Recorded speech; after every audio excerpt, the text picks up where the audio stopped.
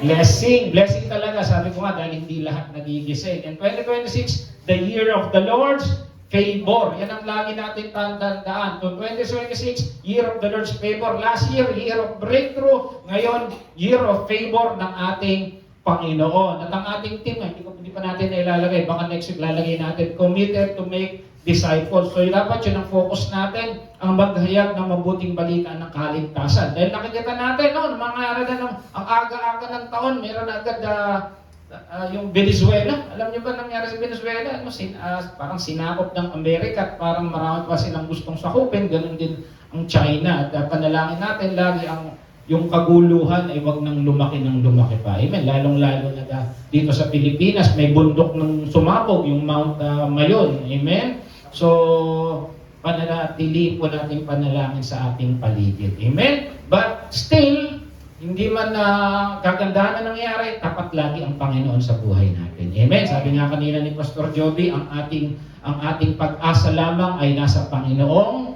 Jesus. Amen. At nananatili siyang tapat kahit hindi tayo tapat. At alam naman natin yan, lalo na sa mga nakaraang taon. Last year tayo ay tinawid ng ating Panginoon. Amen. Okay, so ito yung title ng pag-aaralan natin. Hindi ko nga alam bakit ito eh. No? Title ay, Are You Ready for the Future? Genesis 23:1 to 20.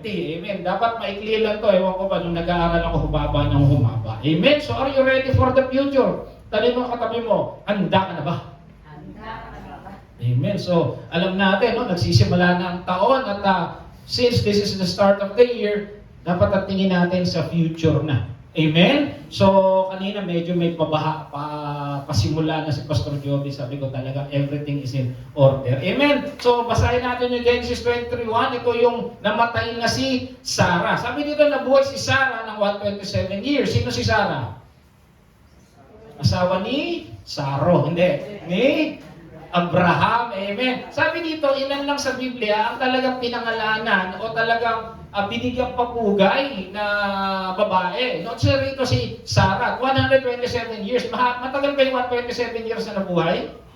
Oo, matagal yan. But still, siya ay namatay. At sabi ko si Sarah, binanggit ito sa 2 talata pa sa New Testament. At titignan natin, no? Si Sarah daw ay talagang makikita rito yung ano ba talaga yung kagandahan na sinasabi ng Biblia. Sabi sa 1 Peter 3:6, ang iyong ganda ay huwag mong panlabas. Ito sa mga babae. Tulad ng nag-aayos ng buhok at pagsusot ng mga gintong alahas at mamahaling damit. So sinasabi dito, yung ganda raw hindi sa itsura, hindi sa sinusuot, hindi sa buhok, ay hindi sa buhok at talagang minensyon. Sa halip, pagyamanin yung kagandahang nakatago saan sa puso. At tinitingnan pala ng Diyos, hindi pang labas. Although syempre, maganda yung labas mo, maganda rin yung kalooban. Ayan, no? Pagyamanin yung kagandahang nakatago sa puso, ang kagandahang walang kupas, talikha ng maamot, mapayapang diwa at lubang mahalaga sa paningin ng Diyos. So, ibig sabihin, mahalaga sa Diyos yung laman ng puso mo. Amen. Hindi yung ang ganda-ganda mo nga, mura ka naman pala ng mura, o yung ang ganda ka ng buhok mo, pero ang lumalabas sa bibig mo, puro hindi magaganda, at iniisip mo hindi magaganda. Yan ang, verse 5, yan ang pagpapagandang ginawa nung unang panahon ng mga babaeng banal na umasa sa Diyos. So isa pa, umaasa raw sa Diyos ang babaeng banal. At sila'y nagpapasakop sa kanilang asawa, sa mga may asawa. Take note, hindi ako nagsabi nito. Sabi ng Bible, nagpapasakop tulad ni Sarah. So she is an epitome of real beauty. Sinunod niya, tinawag ng Panginoon ang asawa niyang si Abraham. Kayo rin, mapapabilang sa kanyang mana kung matuwid ang inyong mga gawa at kung wala kayong anumang kinakatakutan. Meaning, wala siyang kinakatakutan for the future because she knows God is with them. Jesus is with her. Amen? So yun daw yung totoong maganda. Tuloy natin yung Genesis 23. So ito yung story nung napatay si Sarah. Sabi ko, Lord, bakit naman patay agad? Amen? Yun yung mensahe. Namatay siya sa lungsod ng Arba na tinawag na Hebron, sa lupay ng Kanaan. Ito ay labis na ikinulungkot ni Abraham. Sa Hebrew, sa mga Hebreo, meron silang 7 days mourning, yung iba 30 days mourning, yung talagang pagluluksa. At nakita natin dito, ikinalungkot daw talaga ni Abraham yung kanyang asawa. At ang sabi niya, talagang nagluksa itong si Abraham. Kasi kung hindi ito nagluksa, hindi naman talaga nila ilalagay. So nakita nito, yung Hebron, ito maganda. yung Hebron na sinasabi niya, 2,000 years ago, yung Hebron na yan, nandun pa rin sa Israel. So, sabi dito, sandaling iniwan ni Abraham ang bangkay at nakipag-usap sa mga Hiteo kasi yung Kanaan nun, yung lupang kinakastirahan nila, mga Hittites ang nakatira. So yung Hebron na yun, ngayon nasa Palestine, West Bank, kung gusto niyo pumunta ng Israel, nandun yung lugar na yan. Sa anong ibig ko sabihin? So yung binabasa nating storya sa Bible ay totoo. Nangyari 2,000 years ago. So 2,000 years ago, nandun pa yung lugar na yan. Amen? Sabi rito ni Abraham, ako isang dayuhan nakikitira lamang sa inyong lupain. Kung maaari pagbilan niyo ako ng lupa, mapaglilibingan sa aking asawa. So pumunta siya rin sa mga may-ari ng lupa, yung mga Hittite. Sabi niya, kasi siya araw ay dayuhan. Technically siya ay dayuhan kasi siya ay tiga-Ur, Caldea. Doon siya nakatira. Pero, usually ganito, ang tao pag namatay, saan nililibing yan? Doon sa lupang sinilangan. Di ba ganun yung iba? Pag namatay ako, dalhin mo ako doon sa lupang sinilangan. O usually ganun. Pero siya hindi. Sa Ur sila eh. At ang sabi niya rito, dayuhan siya. Tama siya, dayuhan siya. Pero, tandaan natin, si Abraham, ang tinitignan niya, yung future na lungsod na itatayo ng ating Panginoon. Kasi alam niya, yun yung kanyang permanent residence. At kung ikaw ay kay Kristo, hindi ka permanente tiga rito. Amen. Hindi ko sinigamente tiga Santa Maria. Ibig sabihin, ang lugar talaga natin, ang tahanan natin, nandun sa langit. Amen. At yun sabi sa Biblia. Sumagot ang mga Hiteo, kinikilala ka namin siyang dakilang pinuno dahil mayaman itong si Abraham eh. Pumili ka na lang ng lugar na gusto mong paglibigyan ng iyong asawa. So una paglilibingan lang, ikinulugod namin ibigay sa iyo ang bahagi yung mapipili. So nakita natin, nagpapakababa rin itong mga Hittites. Sabi niya, sige, pili ka na lang dyan. Tandaan, ang lupa noon na paglilibingan, hindi yung ibinabaon. Sa kanila, ang paglilibingan ng kuweba. Tandaan na si Jesus nilibing sa kuweba, hindi nga lang ako nakapaglagay ng picture. So kuweba ang pinaglilibingan noon. Bilang pasasalamat, yumuko si Abraham. Si Abraham, sikat na tao, malaking tao, mayaman na tao, may sinasabi, may kapangyarihan, pero nakita natin siya ay yumuko. Marunong siyang magpakumbaba. Amen? Kasi sabi mo sa katabi mo, huwag kang mayabang.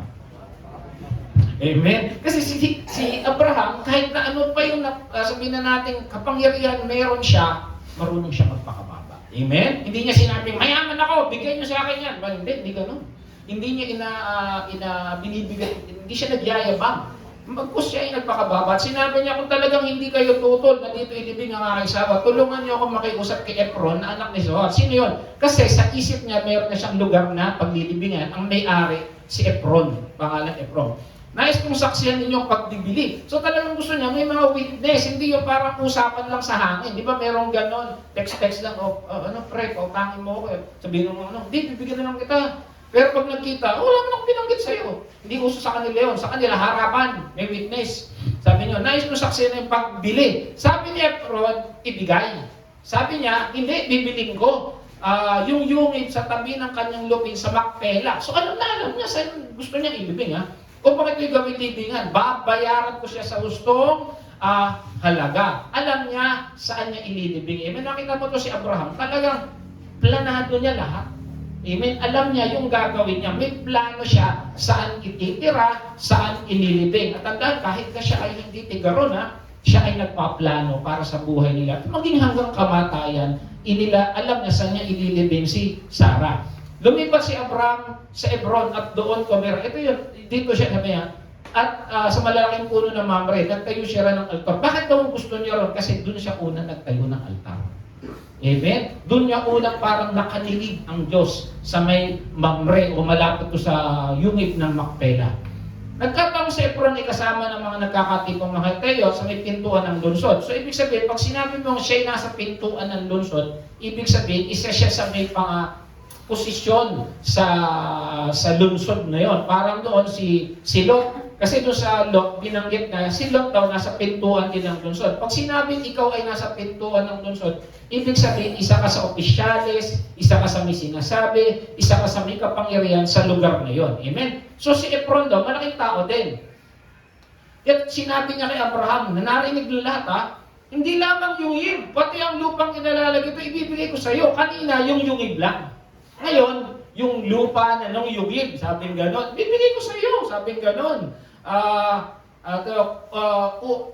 kundi pati yung lupang kinalalagay ko, ibibigay ko rin sa iyo upang ipaglibingan ng iyong asawa. Saksi ko lahat na narito, kumbaga talagang, sige, libing mo dyan sa unit na Macpela, pati yung paligid nun, sa iyo na yun, parang ganun, binibigay.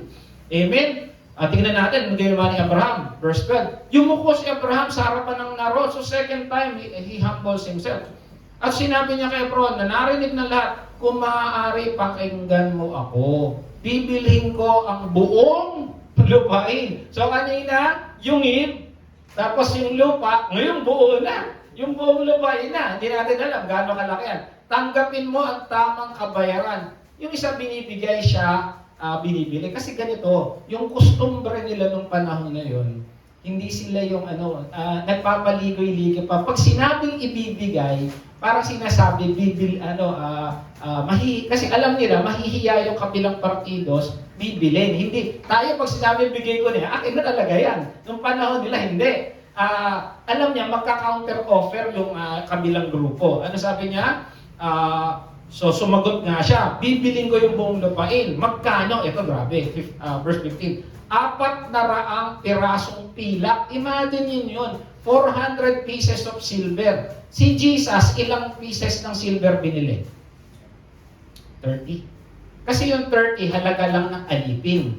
Ito 400. Pero sabi ng mga Bible scholars, this is too much. Kasi kung bibili ka rin ng lupain yun, 50 pieces of silver is more than enough. Pero ito 400. Napakarami nito. Kumbaga, term tayo, overkill, garapal, parang ganon. Ngayon, hindi ito sobra. Kasi ang costumbre na naman sa Israel ganito. Magbibigay sila ng presyong mataas, magka-counter offer ka na mas mababa. Pataas baba, pataas baba. Ngayon, kung halimbawa, makapunta tayo sa Israel, balang araw, malay ninyo, nagpunta tayo sa isang trip shop o yung mga bilya ng souvenir, minsan daw walang tag price. Makakita ka ba, tinanong ba, with figurine, magkano to? Sabihin lang nila na 10 piso, tatawaran mo rin dapat yan na mababa. 5 pesos. Hanggang hindi, 9 pesos, hindi 8 pesos. Pero nagtatawaran. Yun yung custom nila. Talagang ganun daw talaga sila. So 400. Dapat si Abraham, bababaan niya, hindi, sige, gusto kong bilhin ng 100 lang. Parang ganun lang. Pero tingnan natin ginawa ni Abraham. Huwag na natin pag-usapan. Una, sabi niya, sige, bigay ko na sa'yo. Pero halaga niyan, magkano? 400. Huwag mo na pag-usapan, basta libing mo na lang yan. Parang sinasabi, halaga niya 400. Pero sige lang, libing mo na. Nagbigay na ng presyo di ba? Nagkasundo sila sa harapan ng mga taong tumimbang itong si Abraham na 400, walang tawad-tawad. Nang halagang 400 pieces of silver, ayon sa halaga ng salaping umiiral nun, alam nyo magkano yun? Sa dollars daw, $624,000. Sa milyon, sa peso, 35 million. Talagang ang laki. Sobra-sobra, imagine gaano kayaman si Abraham. Tumimbang na siya agad. Ibig sabihin, dala-dala niya. Ganon siya kayaman. Ang sabi ng iba, ang bigat daw nun, mga kalahating kilo. Mga 50 kilos, 25 kilos to 50 kilos. Depende sa laki ng yata ng pero ibig sabihin, napakamahal. Pero binili pa rin niya. Ibig sabihin, mayaman siya. Pangalawa, mahal niya talaga itong si Sarah. Pangatlo, may plano siya. Mamaya, maririnig yung plano niya. Kasi, he is ready for the future. Handa siya sa hinaharap. Okay, kaya ang lupang yun ng Ephron, sa Macpela, sa Silangan ng Mamre, pati ang yungib na punong kahoy sa paligid nun, ay naging pag-aari ni Abraham. Sinaksiyan ito ng mga Hiteyong dumalo, sa pagpupulong yun, sa may pintuan ng lungsod. So doon sila nag-usap, kumbaga yung council ng mga may sinasabi ng lugar na yun. At inilibingan ni Abraham si Sarah sa yungib na yun, sa Macpela, Silangan ng Mamre, sa lupay ng Kanaan. Ito'y tinawag niyang ngayong Hebron. Hanggang ngayon, Hebron ang pangalan nun. Pero dahil ang nakatira ngayon doon, kalahating Israelita, kalahating mga Muslim. Ngayon to at ngayon. So, may tawag din sa lugar na yun, Al-Khalil. Bakit Al-Khalil? Kasi, ang ibig sabihin daw ng Khalil pala sa Muslim, sa Arabic, friend. At si Abraham ay friend of God. Amen. So yun yung istorya, kaya raw Al-Khalil. Kasi sa mga Muslim, kinikilala rin nila si Abraham. Ang pangalan ni Abraham sa mga Muslim ay Ibrahim naman. Amen? So, 20. Ang lupa ngayon naging yung na dating pag-aaring Hetay, binili ni Abraham upang gawin yung libingan. Amen? Overkill nga ba? Okay, ito na yan ngayon. Hanggang ngayon, hindi na masyado mali. Terms of the faith, tignan nyo ha, hindi lang pala si Sarah ang nakalibing, pati sino? Siya mismo. So, he is looking for the future. Sino pa? Sino si Isaac? Anak nila. Si Rebecca, asawa ni Isaac. Pati si Jacob na anak nila at si Leah na nandun ngayon. At kung gusto niyong puntahan niya sa Israel ngayon, nandun yun. Yung lugar na yun, nung si Herodes na yung hari ng Israel, pinalagay niya ng bakuran. Siya na nagpalagay niyan. At hanggang ngayon, ganyan yan. Amen? So kung gusto natin pumunta na Israel, if God is willing, malay nyo, pagkatapos ng Luneta, Israel naman tayo, doon tayo magtutur, walang imposible sa Diyos, ayan siya ngayon. Amen? So, pwede tayong pumunta dyan sa biyaya ng Diyos. Amen? At ito yung lapida. Tomb of the Moment na lang nakita kayo. Patriarch Isaac. Nandiyon niya sa may pinto. Yun yung kuweba, entrada sa kuweba. Yun, hindi na pinapayagan. Pero makikita mo doon, may mga kanya-kanya silang kuweba ron. So, imagine. Ngayon, nasa Bible ba yan na doon sila nakalibing? Ayan, para at least bangga natin. Ito nga ba nakalibing? Okay, ito yung verse. Sabi sa Genesis 49, pagkatapos sinabi ni Jacob, sino si Jacob? Kaano-ano ni Abraham? Apo. Nung mamamatay na si Jacob, sinabi niya sa kanyang mga anak, may papaano na ako upang makasama mga ninunong na mayapa na. Doon ninyo ako ilibing sa pinaglibingan ng aking mga magulang. Sino magulang ni Jacob? Isaac at Rebecca. Amen? Paglibingan mga magulang sa iyo ngayon sa bukid ni Efron na Hiteo. Ang libingan ito ay nasa Macpela sa silangan ng Mamre na may Kanaan. Binili yun ni Abraham. Verse 31. At doon siya inilibing pati ang kanyang asawang si Sarah. Doon din inilibing ang mag-asawang Isaac, Rebecca. At inilibing din si Leah. Ang bukid na yung binili nga sa mga Hiteo matapos masabi ang lahat ito ay huminggay at namatay. So ibig sabihin yun, nandun sa Israel ngayon na sinasabi nilang nandun, nakasulat pala sa Biblia. Amen? Ano ibig sabihin? Totoo yung Biblia. 2,000 years ago, hanggang ngayon nandun pa rin. Amen? So ibig sabihin, nung sinasamba natin ang Panginoong Isus, totoo si Jesus. Amen? So ibig sabihin, pag sinabi ng Jesus, ni Jesus mangyayari, mangyayari. Kasi yung mga sinabi niya noon nangyari at patuloy na mangyayari. Kaya panghawakan mo yung pangako ng Diyos sa iyo at yan ay mangyayari. Amen? Kaya tayo ay umasa dahil yung pinag-aaralan natin, totoo, hindi ito kwento, hindi ito fairy tale, hindi ito alamat. Ito ay katotohanan nangyari noon at mangyayari sa buhay natin ngayon. Amen? Kaya umasa tayo. Tama, ang pag-asa natin ay ang ating Panginoong Isus. Sapagkat siya ay totoo. Sabi nga ng mga bata, sino si Jesus? Siya ang daan, katotohanan, at ang totoo ba? Hindi. Totoo. Amen? Okay, are we ready for the future? Huwag kayong mabibigla. Ano ba yung pinag-aaralan natin? Unang-una, handa ka na ba? Handa ka na bang? Bakit? Lahat namamatay. 127 si Sarah namatay. Si Juan Paul Enrile, 100 namatay. Sino ang pinakamatandang tao sa Biblia? Metusela, ilang taon? 969. Biro nyo, kulang na lang ng 31 years, 1,000 taon nang nabuhay. Pero, namatay. Kahit gaano tayo kaingat sa sarili natin, mamamatay tayo. Because why? Because death is inevitable. Hindi natin talaga maiiwasan yan. Ngayon, magaganda tayo, nagwagwapuhan. Amen? Pero talagang mamamatay pa rin. Kasi yun yung plano ng Diyos. At para sabihin ko sa inyo, ang kamatayan ay biyaya ng Diyos. Pastor, mamamatay, biyaya ng Diyos? Oo. Okay, yung mga edad 50 pataas, taas kamay. May nararamdaman ba sakit sa katawan? Oo. Meron na. Yung iba nga, 40 pa lang, may Gusto mo bang habang buhay, ganyan ka? Gusto niyo bang habang buhay, nagme-maintenance ka? Habang buhay, kakabaka-baka, dadalhin ka sa ospital? Diba? Biyaya ng Diyos yan kasi ayaw ng Diyos tayo mahirapan. Amen? Nag-uusap nga kami lagi ni Pastor, parang kailan lang nung nagagawa natin ito, lahat pwede natin kainin. Hinay-hinay na. Di ba? Dati nung bata, Jollibee, McDonald's, lalaki ng burger, inom ng soft drinks, unlimited. Ngayon, bawal ang soft drinks. Diba? Biyaya ng Diyos yun kasi ayaw ng Diyos tayo ay mahirapan. Amen? Sabi sa Hebrews 9:27, at is appointed, man wants to die, after this, judgment. tayo. Sabi sa Biblia. Ano sabi sa Ecclesiastes? Ang lahat sa mundong ito ay may kanya-kanyang panahon, may kanya-kanyang oras. Sa panahon ng pagsilang, panahon ng pagka... Okay, hindi ko kayo tinatakot kasi yun yung mensahe. Sabi ko, ano, bakit ito? January ito. Kasi nga, dapat handa natin tayo sa kinabukasan natin. Hindi, sabi nga, lagi na kasi sa edad kong ito, ako po ay 35 na, check lang. Amen. Na ilang beses na rin namin na pag-aralan tungkol sa kamatayan. Sabi ng mga pastor na nagturo, mga Kristiyano, handa mamatay, pero huwag ngayon. At hindi tayo nagmamadali.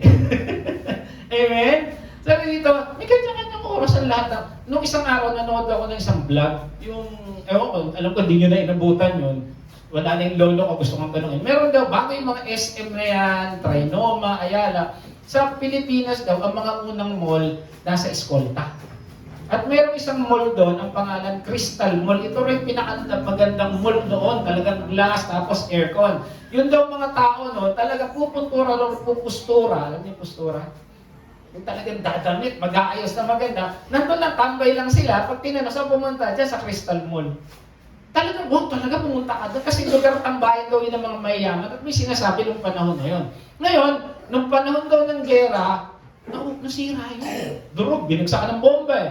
Tapos pinuntahan ito ng vlogger, ito na yung dating lugar ng Crystal Mall. Alam niyo, nakatayo doon, parking lot.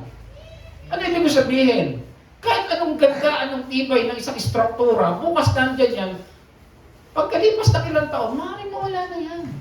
Amen. May mga struktura na talagang iniingatan. Pero hindi natin alam, after 100 years, nandyan pa ba yan? Ano ibig sabihin? There's a time for everything. Amen. Kahit gaano pa katibay yan, isang lindol lang, wala na yan. Diba? So, hindi ko sinasabi at hindi ako nananakot, pero yun ang katotohanan ng buhay na sinasabi ng Biblia. Sabi sa Psalms 19, buhay namin umaabot ng 70 taong singkad. Minsan na may 80 kung kami malakas. Ano ibig sabihin? Sabi sa Biblia, ang edad daw ng tao, 70.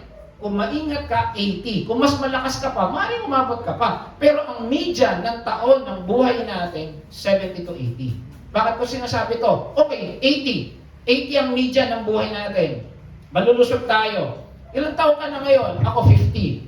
Going 51. O 50 na lang. Ibig sabihin, kung 80 ang buhay ng tao, maaaring may 30 years plus na lang ako. Ano ibig sabihin? Matuto na ako mag-enjoy sa buhay ko. Enjoyin ko yung mga mukha ninyo. Enjoyin ko yung presensya ko sa yung bonding natin. Last week, praise the Lord, tayo nakapunta ng, saan tayo napunta? Luneta, amen. Nandun yung lolo ko. Ay, hindi, nagpunta rin yung lolo ko ron. Hindi yung lolo kasi amen? So, sayang hindi kayo nagsamahan, amen? Next time, saan tayo pupunta? Sa Amerika. Di ba? Punta tayo airport, doon lang. Sa airport. Ano ibig sabihin? Kahit anong estado ng buhay natin, mag-enjoy tayo. Kasi regalo ng Diyos ang mag-enjoy. Amen? May pera ka o wala, kaya mo enjoy. Enjoyin mo yung asawa mo, enjoyin mo yung mga anak mo. Kami ako may halong pagsisisi, bakit pinayagan namin si Daniel mag-abroad ng 18 years old siya. Ngayon sabik na sabik ako sa kanya. At talagang, nung umuwi siya talagang sinulit namin yung oras namin sa anak namin. Dahil alam ko, balang araw, magkaasawa yan. Diba? So, enjoyin natin yung oras na meron tayo. Amen? At higit sa lahat, gamitin natin yung ating lakas, yung ating oras, upang maihayag ang Panginoong Hesus sa kakilala natin. At mag-isa din natin kakilala. Amen? So, kasi, kung 80 ako, 50 ako, 80, may 30 years na lang ako mabubuhay. Kung malakas ako, maaaring kagaya ni Enrilio, 100. Paano kung hindi? Diba? So, enjoy life. Enjoy life. May pera ka o wala, kaya mo enjoy ng buhay mo. Hindi yung lagi ka lang, mahal ka na naman. Pasalamat ka. Ako, pagising ko talaga. Ako ay, ang sinasabi ko lagi, I'm blessed and highly favored. Ganun ako sa umaga. Pag humarap ako sa salamin, ang pogi mo talaga. Glory to God. Di ba? Walang kukukontra. Wala mag-isa yun eh. Amen? Ganun ka. Magkano ka. Hirap ka na nga sa buhay. Hirap talaga ng buhay. Totoo naman, mahirap talaga ang buhay. Pero the point is, alam mo na enjoy ka. Nanonood kami ng TV, nanonood ako ng Itbulaga. Minsan, pinili nga ako, alam niyo yung Game & Watch, yung Game & Watch yung dati. Bumili ko, Super Mario. Natutuwa ako doon magkano lang mo? 200 pesos. Yung enjoyment, wala sa halaga yan. Nasa puso mo yan kung ano yung enjoyment mo. Amen? Kumain ka ng paborito mong pagkain, di ba? Enjoy. But above all, use your time, talent, and treasure for God's glory. Amen? Okay. Ang tanong, handa ka na ba lumisan? Sabi ko nga, yes, handa ako. Sabi ko nga kay Leonor, handa na ako, pero huwag lang ngayon. Di ba? Handa ka bang iwan ng lahat? Ito pa, natutunan ko sa buhay. Ang father ko recently died noong May last year. Ang tatay ko, napakaingat na tao sa gamit. Sa damit. Talagang maingat ang tatay ko. Namatay siya ng 70 ba? 70. Alam niyo na namatay ang tatay ko? Pinasok namin yung kwarto niya. Pinagparti-partihan lang namin yung gamit niya. Ganun kadali. O kuya, gusto ba to? O kuya, yung hindi namin gusto, kinuha ng mga kamag-anak niya. Yung iba nga nauna pa eh. Nung namatay si daddy, may mga kamag-anak nagpunta. Ano na to? Sabi ko, nauna pa sa atin Di ba? So, ibig sabihin, meron ka mga damit na tinatago-tago mo dahil ilalagay mo, isusuot mo lang sa special occasion. Suot mo na! Si Pastora lang ko sinasabi. Kasi ako gali ko ito. Pag meron akong damit na bago, hindi ko agad susuot yan. Okay, sapatos, hindi ko agad susuot yan. Mga 3 buwan, 4 na buwan, bago ko isuot yan. Susuot ko minsan sa church, tapos tagot na. Sabi niya, kailan mo isusuot yung mga yan? Tapos si daddy biglang nawala. Naisuot kaya niya lahat ng damit niya. May mga damit siya bago. Naisuot kaya niya. Amen? So anong point ko? Yung gamit na meron ka, enjoyin mo. Kasi balang araw, mawawala ka, baka hindi mo na-enjoy yan. Di ba? May dalawa siyang motor. Pinagtagasihan ng kapatid ko. Amen? So, mahal na mahal niya yung motor ngayon. Ngayon, ewan ko kung mahal ng mga kapatid ko. Amen? Anong point ko? Enjoyin kasi isang araw iiwan mo yan. Amen? Baka naman nasa yung motor ko ha. Pag wala ka, wala na, yung motor mo, wala na. Amen? Parang may namamatay eh. Naghihingalo na yung tatay. Andiyan ba si Pedro? Tayo, nandito ako. Si Juan, andiyan ba? Tayo, nandito ako. Andiyan ba si Juana? Tayo, nandito ako. Yung asawa ko, yung nanay niyo, andito ba? Andito ako. Mga walang iya kayo, sino nagbabantay sa tindahan? Huwag ganun. Amen. Enjoy life. Kasi one of these days, aalis tayo. Hindi ko sinasabing ngayon. But the point is, dapat alam mo. Amen? Handa ka. Handa mo. Ito pa, handa ba sila kung mawawala ka? Yan. May pamilya kayo. Paano kung bigla kang mawala? Amen? Handa ba sila? Amen? Okay. So, sabi sa Psalms 9:12, teach us to number our days. Bible na ang nagsasabi. Bantayan daw natin yung ating buhay sa mundo that we may gain a heart of wisdom. Yun ang gusto ng Lord. Magkaroon tayo ng pusong may katalinuhan sa buhay. Kasi lahat yan, one of these days, iiwan mo. Amen? At ang pinakamaganda, alam mong mawawala ka sa mundo ko, paghandaan mo yung future mo, which is heaven. Meron tayong Kristo sa buhay na alam natin na makakasama natin habang buhay. Amen? Pangalawa, is everything in place? Ano yung dapat in place? Sabi sa Isaiah 38:1, ito yung mamamatay na kung di ako magkakamali si Hezekiah. Sabi sa kanya, put your house in order because you are going to die. Ibig sabihin, yung tahanan mo, yung pamilya mo, yung mga ari-arian mo, yung utang mo, dapat maayos lahat yan hanggat maaari. Baka naman kasi mamamatay ka, pag namatay ka, di bang kabaong, problemahin pa ng pamilya mo. Sa balat ilalagay si tatay, mangutang muna tayo pambili ng kabaong niya. Diba? Praise the Lord, yung nanay at tatay ko, nakapagpundar ng St. Peter. Kaya nung namatay siya, hinanap lang namin yun. Ito pa, nung bata ako, kasi ako panganay. Yung nanay ko, hinahanda na ako. Sabi niya, anak, ito yung mga SS ko, yung pag-ibig ko, yung mga ganyan. Kasi bakit? Meron ano yan ano tawag doon? Yung pension ba tawag doon? Balang araw, may beneficiary yan. O ikaw beneficiary ha. Tapos yung bank account ko, ganyan-ganyan. Nag-abroad ako. Hindi ko na binatay. Ewan ko nabigay sa mga kapatid ko. Nung namatay siya, tinatanong ko, alam ko may bangko si mama eh. Sabi na, hindi namin alam. Kung paano kung meron nga, sayang yung milyonis ng nanay ko. Wala talaga nakakaalam. Buti St. Peter nandun. Diba? So dapat, kung meron ka mga tinatago, dapat alam ng partner mo, alam ng asawa mo.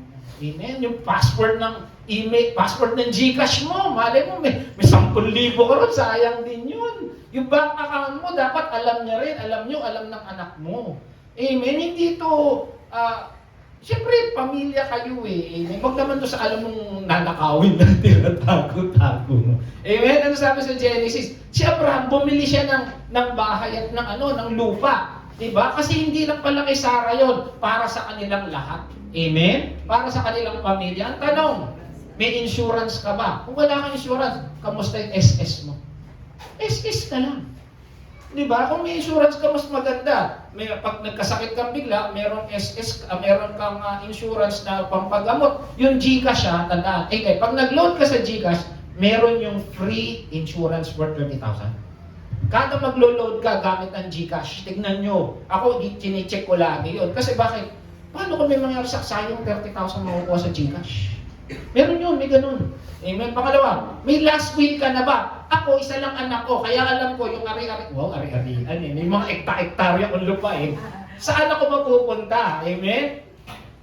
Paano kung 3 anak mo? Baka pati basag na pinggan pag namatay ka pag-awayan.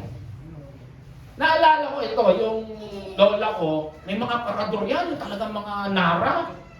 Nung namatay siya, kinuha ng mama ko, dinilagay sa bahay. May aparador yan, 2, nara, yung mga yung mga ganun, yung mga silya-silya namin sa sala, nara lahat yan. Matitibay. Nung namatay silang 2, sabi ng kapatid ko, pasakin na natin to. Sabi ko, wag, iniingatan din ng mama at daddy. Saan nilalagay? Ayoko niya, nakakatakot. Di ba yung ganun? Buti kung pag-aagaw-agawan. Hindi rin ba na maganda yun? Kano kung ayaw na, kagaya namin, sabi ko, lagay nyo na lang sa likod. Ang bigat niyang kuya, ilang kami nagbuhat niyan. O, di wala dyan. Paano yung kwarto ni daddy? Anong gagawin natin? Yaman mo na lang muna yun dyan. Amen? May last will ka, bakit? Kung 3 anak mo, 4 ang anak mo, alin yung mapupunta saan? O anak, pag namatay kami, paghahatian nyo to. Dapat ganun ka. Ngayon pa lang, alam na nila. Hindi pagdating, panganay ako. Hindi, ako lalaki. Ito mahirap Minsan hindi mga anak nag-aaway-aaway, manugam at bayaw. Tama hindi? Uy, sabihin mo sa ikaw panganay Sabihin mo, kukunin natin yung piano. Yung piano naman, sira-sira naman pala. Uy, yung mga plato, yung porcelain kukunin mo yun, ikaw babae. Dapat everything is in order. I'm not saying that mamatay na tayo. Hindi ganoon. God is the God of order, kaya tayo tinuturuan ng ganito. Amen? Okay, ano pa? Ang dami yung family mo. Hindi ko sinabi politiko, hindi ko sinabing mamatay na tayo. Hindi ganoon. But the point is, unang-una, nakakilala na ba sila kay Jesus? Yun yung una. Kasi pag nakakilala na sila kay Jesus, 70-80% ng worries mo tapos na eh. Kasi hindi sila pababayaan ng Diyos. That's nice. Pero syempre, may mga bagay na dapat ka pa rin ayusin. Naalala ko yung isang kasamahan ko, nagkwentuhan kami. Hindi ako makalis sa amin, sabi niya gano'n, kasi kawawa si nanay at si tatay. Paano kung mauna ka? Yun ang hindi ko alam. Yung mga kapatid ko, walang pakialam, sabi niya gano'n. So, handa pa sila. Amen? Handa pa sila. So, again, kay kanya-kanya tayong tahanan, may kanya-kanya tayong bahay, pag-pray ninyo, kung ano man yan. Amen? Okay ba lahat? And then, pangatlo, heart concerns. Ano yung heart concerns? Sabi dito, Ephesians 4:32, be kind and compassionate to one another, forgiving one another, just Christ God forgave you. Napatawad mo na ba yung nanakit sa'yo ng grade 1 ka? Pinuso ka sa kwet ng grade 1 ka, galit na galit ka. Hanggang ngayon, diba? Pag ayaw mo pumunta sa reunion, kasi pag nakikita mo siya, gusto mo siya sabunutan, kasi sinabunutan ka niya nung bata ka. Kasi baka may dala-dala ka pang something, akala mo lang wala. Amen? Dapat patawarin mo na yun. Ang sabi sa Matthew 5:23, ito yung may mag-aalay. Sabi dito, leave your gift there in the front of altar first and be reconciled to them. Ayaw ng Lord na nagbibigay ka, galit ka sa kapatid mo. Ang gusto ng Lord, mayroong pagkakaayos-ayusan sa church. Amen? Kasi si Lord, tatay natin yan eh. Gusto ba niya yung mga kakapatid nag-aaway-aaway? Yun ba? Baka may mga makapatid kayo, galit ka pa, tita, galit ka pa. Tsahin mo, kapitbahay mo, amen? Dapat wala na yun, amen? Sabi ko, hindi ka mag-e-enjoy sa buhay ko, may dala-dala kang bagahe. Sabi sa Matthew 18:15, kapag nakinig siya sa iyo, ito yung sa church dito, naibalik mo na ang yung pagsasamahan. Alam mo, mayroong nagkasala raw sa iyo. Kausapin mo. Amen? Hindi mo napapansin, ba't hindi ka na nag-church? Nahiinis kasi ako dito sa anong yan eh, maldita yan eh, di ba? Nangyayari tuloy, nasisira yung testimony sa Panginoon. Amen? So, patawarin mo na sila. Kaya ang tanong, napatawad mo na ba sila? Napatawad ka na ba nila? Baka naman ikaw pala yung bully ng bata. Di ba? Marami. Dala-dala mo, alam mo yun na, sabi nga nila ewan ko maniniwala kayo, yun daw may utang, hindi niya nakakalimutan yung utang niya. Yung napagkutangan, minsan nakakalimutan nila pero may utang, alam niya may utang siya. Amen? Pag nakalimutan mo talaga, may amnesia ka. And then, pangatlo, napatawad mo na ba ang sarili mo? Baka naman yung ikaw may nagawa kang hindi maganda sa pamilya mo, sa klase mo, sa kumpanya mo, hanggang ngayon may guilty feelings ka pa rin. Kapatid, tapos na yan. Kahit maglupasay ka dyan, kahit anong gawin mo, mag-iiyak ka dyan, tapos na yan. Patawarin mo na yung sarili mo, humingi ka ng patawad sa Diyos, na alam naman natin, pinatawad na tayo ng Diyos. Amen? Ang pangit naman nalilisan ka sa mundo, bago ka magbigay ng huling hininga, hanapin niyo si ganito, kailangan humingi ko ng patawad. Diba? Ganon. Di ba maganda na nililisan ka, nakikita ko na si Lord, di ba? Parang gano'n si Stephen, di ba? Nakikita niya si Lord, sabi niya, patawarin niyo po sila, yung mga nambato sa akin para mamatay ako, di ba? So dapat gano'n din tayo, napatawad na natin sila. Amen? Dapat walang bigat, wala bang bigat sa puso mo ngayon? Yan. Amen? Meron bang bigat? Hindi ko alam, God knows, kung may bigat kayo, tanggalin niyo na yan. Amen? Kasi ayaw ng Lord yan. Kasi pagiging hadlang yan, at pwede maging foothold ng kalaban yan para hindi ka mag-serve sa Panginoon. Amen? Kasi mahihiyak ka. Pangapat, ito na huling-huli, are you ready to face Jesus? Haharap tayong lahat kay Jesus sa ayaw at sa gusto natin. Sabi sa Romans 12:2, so then each of us will give an account of ourselves to God. Sino yan? Si Jesus. Lahat tayo araw-araw, lahat tayo haharap. Hindi man siguro sabay-sabay, pero haharap tayo kay Jesus. Tatanungin ka, anong ginawa mo? Siguro, hindi ko alam. Hindi pa ako nakakarating din doon. Pero ito sigurado, haharap tayo kay Jesus. Maganda sana kung sasabihin sa'yo, well done, my good and faithful servant. Paano ko sabihin? Anong ginawa mo na mabubuhay ka? Amen. Ninakaw mo yung pinggang basag. Amen. Ang sabi sa Revelation, ito yung mga non-believers, ito yung kawawa. Pag hindi ko malala kay Kristo, then is a great white throne. Tandaan, dalawang paghuhukom. Isa yung may Jesus, isa yung walang Jesus. Ito yung walang Jesus. Ang tawag ko sa walang Jesus, great white throne. At ito, then I saw great white throne, in him was seated on it. Yung si Lord nakaupo. And the earth and the heavens fled from his presence, and there was no place for them. So walang place sa langit.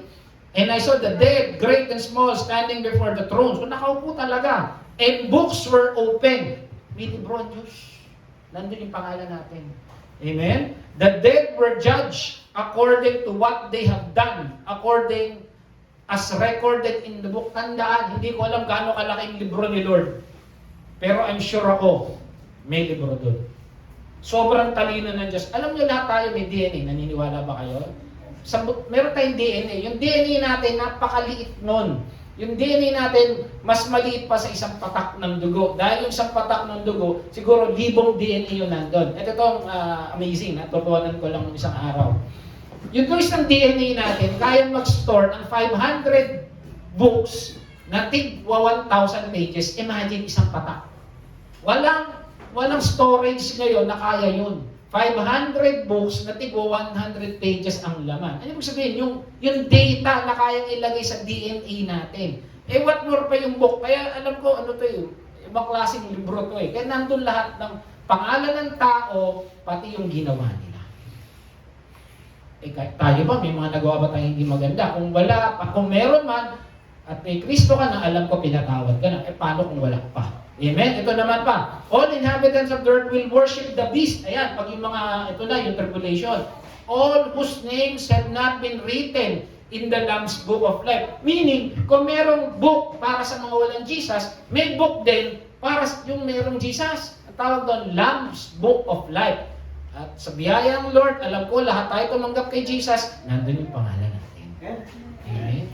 Nandun yung pangalan natin. At ang sabi dito, the Lamb who was slain from the creation of the world. Sino yun? Si Jesus. May libro si Jesus. Pangalan ng mga Kristiyano na tumanggap sa Kanya nung nabubuhay pa. Dahil pag namatay ka na, wala na. Kaya habang nandito pa, pakilala na natin si Jesus sa mga kilala. Ito nalulungkot ako, no? 5 minutes, extend ako. Alam niyo nyo ba, nung New Year, ang dami ko nakita. Imbis na prayer ang ginawa, manifesting this 2026. Tama? Susulat sila, manifesting. Ano yung manifesting? Kahit mag-manifest pa yan, kung ayaw ng Diyos, wala yan. Dapat prayer. Buti pa nga dating wish eh. Ngayon, manifesting, mangyayari. Kahit anong gawin mo, kung ayaw ng Diyos, wala dyan. Ganun yung ginagawa nila ngayon. Bakit? Hindi nila kilala si Jesus. Baka hindi nga marunong mag-pray. Ano pa? Bahala na si universe. Pinalitan na si Batman. Pagod na raw. Bahala na si universe. Ang Diyos nila, universe na. Sino gumawa ng universe? Si God. Si Jesus. Tapos sasabihin mo, bahala na si universe. Kawawa. Kaya please lang po sa mga kakilala, kapatid, kamag-anak, anak na hindi pa nakakalala si Jesus, sharean nyo na. Kung hindi nyo kayang sharean, dalhin nyo dito. O kaya kung hindi man, share mo lang si Jesus kung paano ginawa sa buhay mo. Amen? Kasi kawawa sila. Kawawa po sila. Amen ka, praise the Lord po sa ating bagan. Ano? Kahit na, buti hindi ka na-discourage, Pastor. Ngayon, marami na kilala kay Lord. Huwag nilang underestimate ang kapangyarihan ng Panginoon. Amen? Dahil si Lord, kayang gawin yung imposible. Walang imposible sa ating Panginoon. Amen? Ito, Christians, for we must appear before the judgment seat of Christ. Tayo, judgment seat. So that each of us may receive what is due to us. Things done while in the body, whether good or bad. Yung bad dito, hindi yung bad na evil. Ha? Yung bad dito, kasi minsan may nagagawa rin naman siguro tayo hindi ganun kaganda. Pero tayo, iligtas. Nasa presensya tayo ng Diyos. Yun ang usapan dito. Amen? Kasi sabi niya, di ba? Bakit siya umalis? Nire-ready raw niya yung ating tahanan doon. Di ba? Sabi niya, at pagbalik, babalikan ko kayo. So, meaning talaga si Jesus, hinahanda na yung tahanan natin ngayon. Di ko alam yung tahanan ninyo. Basta, ako sure ako sa biyaya ng Lord. May tahanan ako doon. Alam niyo ba yung story? Nakwento ko na to, yung pare na matay. Pastor na lang. Yung pastor na matay. Sabi ni Ron, kwento na to, wala sa Biblia to, baka hanapin niyo sa akin. Sabi ni San Pedro, saan mo ba ako? Ayan yung bungalow, dyan ka. Tapos dumating, yung isang taxi driver. Gulat siya nung dinala. Mansyon!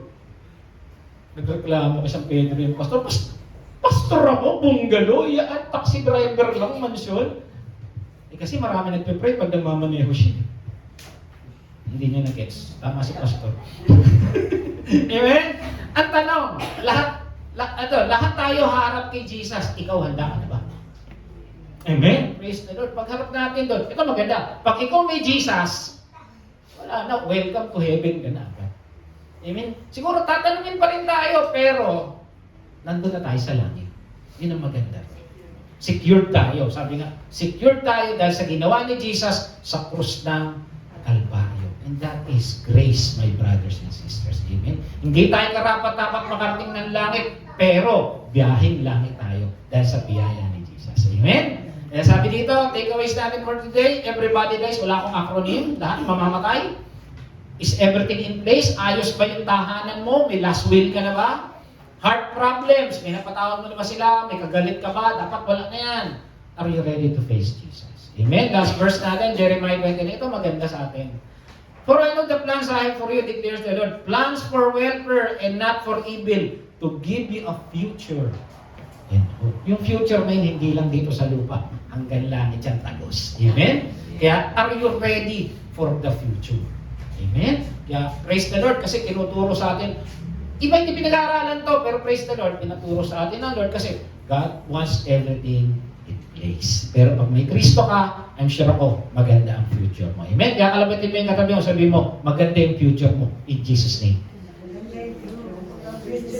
Amen? Sige po, tayo tumayo, palakpakan natin ating Panginoon. Tayo manalangin, dakilang man, napakabuti mo, Lord.